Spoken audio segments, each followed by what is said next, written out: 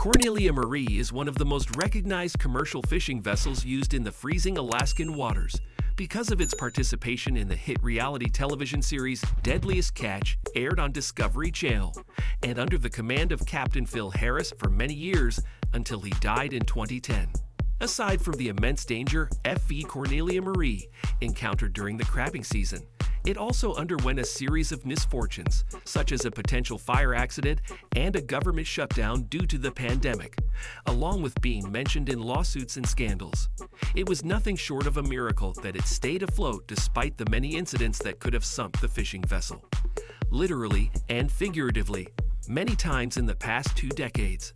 A recent scandal may change the shipping vessel's luck, and fans believe that they may never see it again on TV.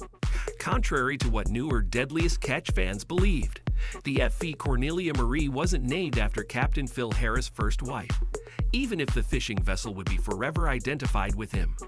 There was a real-life Cornelia Marie, a native Alaskan married to Ralph Collins, who was in the commercial fishing business. Sometime in 1989, the couple invested in a $1.5 million worth 106-foot crabbing boat, which they had built by known shipbuilder Elmo Horton in Bayou Beacher, Alabama. It was powered by twin Mitsubishi engines with 630 horsepower and could hold 25,800 gallons of fuel. Ralph named it as such to pay tribute to his wife, who deserved it as she was the one handling the accounts book of their fishing business. His initial plans for the FV Cornelia Marie were to sail to Seattle by going through the Gulf of Mexico and then passing through the Panama Canal up to the west coast. However, the U.S. invaded Panama to topple its dictator, Manuel Noriega, and for military reasons, the Panama Canal was closed that one night in December of 1989. It resumed operations the next day, but the fishing vessel was stuck there for a little over a week. And by the time it reached Seattle, the crabbing season was well underway. Ralph became its temporary captain as there wasn't any time to find a new one. However, staying at sea for long periods of time wasn't good for their young family, so they looked for someone they could trust at the helm of the boat. They found Phil Harris, and when they offered him a quarter stake of ownership as well as a chance to run a newly built state-of-the-art boat, he was stupefied. Ralph said that he had seen others easily walk away to better offers, so he made sure that the new captain would be a part owner of the boat to persuade him to stay as long as possible. When Captain Phil Harris was hired to command FV Cornelia Marie at the end of 1990, the owners didn't realize that he lacked a formal technical engineering education. They only knew that he was knowledgeable about it, and that he had this in-your-face confidence, and was smart enough to hire the most competent engineer he could find to help him run the boat. Most of what he knew was from experience and gut instinct. He was astute enough to learn every single piece of gadget or equipment on the boat, so it was uncanny that he would know, even before his crew or engineer did, if something was wrong with the ship, just by its sound or handling. During the early years, Ralph would sometimes be the skipper of the boat when in halibut season, but when it was time for crab hunting, Phil took the wheel. Accidents do happen, but everything is scarier if one is in the middle of a wide ocean. It reminded everyone in the crab fleet of the hazardous aspect of their profession. But Phil would often tell his sons, "You can't take it personally, or it will drive you insane." However, his son said that one couldn't help but take it personally, especially if dead bodies were floating around. Those who hadn't been on board a crab fishing vessel in the Bering Seas couldn't relate to the types of risks that the fishermen faced. But Phil knew that his sons would have to accept it if they wanted to continue in this profession. One time, a deckhand was swept overboard, and it took about 5 minutes for the rest of the crew to realize that he was gone. However, with the kind of waves that they encountered, no one could find him, and all they could see was empty waters around the boat. It was the reason why Captain Phil would constantly observe from the wheelhouse windows just to check if everyone was where they were supposed to be. Another scary moment Phil had aboard Cornelia Marie was when he was about to hand over the wheelhouse to his relief skipper, and they were confronted by a huge wave. They both saw it, but there was nothing they could do. It popped open the glass window, so many gallons of water entered and even knocked down the lights. It wasn't Phil's first time to experience it, because he was still in his teens working for his father when a similar thing happened. He had learned not to panic, so he just took up a hammer and boarded up the window with plywood. The fishing vessel had encountered these kinds of waves for many years, and while it was dangerous, it had become an almost normal occurrence for him. But Phil never thought they would face a gigantic wave that they estimated to be over 100 feet high, about 30 meters, as he knew it was coming. He made sure that it wouldn't hit the boat on its side, so collided with it head-on. The crew described it as if they were in a car driving on a steep mountain road going up to the peak, but with no road at the other side, so it was like falling off a cliff. Cornelia Marie fell loudly and broke the boat's two solid heavy steel rudders. During the 11th season of Deadliest Catch, Josh Harris took over as co-captain of FV Cornelia Marie, along with his father's longtime buddy, engineer Casey McManus. One of the things a captain wouldn't want to hear on the radio was that there was a fire somewhere in the boat, specifically coming from the engine bay. It smelled of smoke and fire down there. But Josh immediately checked it out and saw that there was oil spillage in the room. They all knew it was a dangerous moment, so the fishing stopped to all focus on the problem. The oil line blew, and fire could easily flare up if it wasn't fixed immediately. In these situations, the technical know-how and experience of co-captain Casey McManus came into play. Josh said, "This is the reason why I'm not a full-fledged captain, because of situations like these. I don't even know what's going on down there." Flames were averted, and they didn't need to make an emergency stop in their crabbing operation or return to port. One would think that the crab fishing industry wouldn't be affected by the COVID-19 pandemic, considering it would involve being in the vast waters of the Bering Sea off Alaska.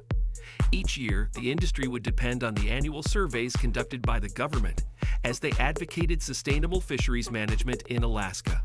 These surveys were the cornerstone of how the industry would proceed annually, on what limitations the fishermen would have in their harvest. Unfortunately, due to uncertainties brought about by the pandemic, the National Oceanic and Atmospheric Administration, in May 2020 reported that they canceled certain surveys. As a result, the Alaska Department of Fish and Game made an historic announcement that the red king crab fishery would be closed for the 2021 to 2022 season. The FV Cornelia Marie captains then made the necessary adjustments to their fishing activities. The danger just went up many notches as they hunted for other species in the sea, but they didn't have any choice since their livelihood was at stake. The operating expenses for Cornelia Marie went up just like most of the other fishing boats in the Bering Sea. It was hard flying, and due to flight regulations, plus getting crew members to join was another matter. Since most people were afraid of contracting the virus, they needed to pay up to 10 times the usual rate so they could get crew.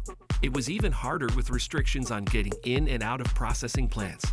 To make it easier for Josh Harris, he reached out to Shane, who was Phil Harris' son from his first relationship. Josh idolized his older brother and was grateful that Shane agreed to help them out. With red crab fishing out of the equation, co-captains Josh and Casey sailed out to hunt for golden king crabs as an alternative source of income, or else file for bankruptcy. To get these species, they needed to use 10 shots of the line instead of the regular 2 lines that they used for red crabs. What they normally did in red crab fishing was dangerous enough, but golden king crab fishing was harder, as they needed to place the pots out in the water 10 times deeper. Such a complicated process that it took a long time to do. One golden king crab pot setup was equal to having to set up 7 red crab pots. The whole crew wasn't ready for it, and they all found it creepy and tiring. If putting down the crab pots in the deep water was extremely exhausting, hauling them up was even more so, and quite tricky as well. As a result, they lost some of them, so they needed to do it differently, since they were all quite new to this type of fishing. The Cornelia Marie crew asked for help from another fishing vessel, the Time Bandit. Its captain, Jonathan Hillstrand, was cool enough to give them a hand. The captains of both vessels came up with a plan, which seemed great on paper, but Josh Harris said, "To be quite honest with you, I didn't quite understand what Jonathan and Casey had going on." He said that they had all witnessed crazier things in their boats, but the plan worked out wonderfully without anyone getting hurt or ending up in a body bag. The funny thing was that the production crew of Deadliest Catch asked them if they could do it again at a slower pace, but they all said no, as it was just a one-time deal. The co-captains even told them there was no way they could slow it down. It was as if telling them to jump out of a car at 60 miles per hour. The FV Cornelia Marie had always been associated with the late Phil Harris, so any controversial news that came out about his sons, the fishing vessel was always mentioned. Also, both his sons, Josh and Jake, worked in the fishing boat after he passed away. The legendary captain might have been wild during his heyday, but he had never been in serious scandals that involved law enforcement. Growing up in a dysfunctional home and without a great role model, Phil's younger son, Jake, turned to alcohol and drugs to cope with his problems. Just a week after his father died in 2010, Jake was arrested for driving under the influence. He crashed Phil's BMW 3 Series into another car after driving erratically and with a suspended license, so spent a night in jail before he was bailed out. The second time he was arrested was in 2017 for drug possession and theft. He ditched the married woman he was having an affair with after spending the night in a hotel, which wouldn't have been a problem if he hadn't taken her car. When the police caught up with him, they found illegal drugs on him such as meth and Xanax. He failed to attend the subsequent hearing, and so the judge issued an arrest warrant. His run-ins with the law didn't stop there, as Jake was involved in a police chase after he refused to present his ID when he was confronted by park rangers in a state park. He looked unkempt and so out of it that when he bolted out, they chased after him. Apparently, he had heroin with him along with a stolen firearm. He was arrested and sentenced to 18 months imprisonment. He was also required to install an ignition interlock mechanism in whatever car he was to drive. After his jail sentence, after he was out of prison, it didn't take long for him to be rearrested for DUI. Cornelia Marie's absence in the latest season of Deadliest Catch sparked curiosity among fans, as most of them wanted to see Josh Harris continue the legacy of their father. Some of them thought that the boat's absence might have something to do with the younger Harris, because he was the one who was always in trouble. So fans were shocked when it was reported that Josh Harris was fired from the reality TV series. Speculation surfaced, but nobody was prepared for the exact reason why his services were terminated. Apparently, a report came out in September 2022 that one of the favorite captains from Deadliest Catch was a pedophile. The report said that Josh Harris was embroiled in a sexual abuse case dating back to 1998. At that time, he was around 15 years old, and it was the mother of the girl who reported the abuse to the police. The entertainment site, Facts, wrote, Josh Harris digitally, vaginally, and raped a 4-year-old girl July 14, 1998.